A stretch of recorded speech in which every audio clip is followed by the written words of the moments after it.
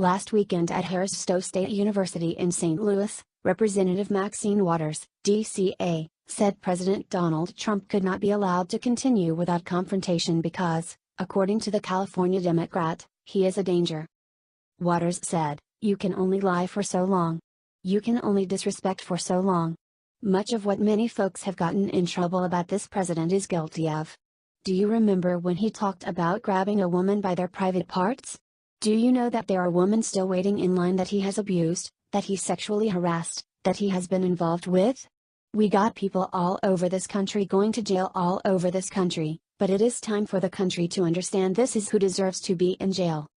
She continued, "There is a big debate whether or not a president of the United States can be indicted. I'm not on that debate because my Constitution tells me he can be impeached. My Constitution tells me that that is a responsibility of the members of Congress to determine whether or not the president has been involved in anything that basically undermines or disrespects the democracy.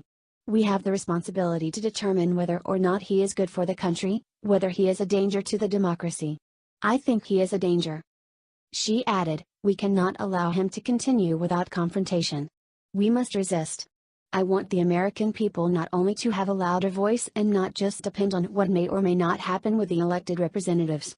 I want people to let their elected representatives to know all over this country that they are not satisfied with this president. Something is terribly wrong with him.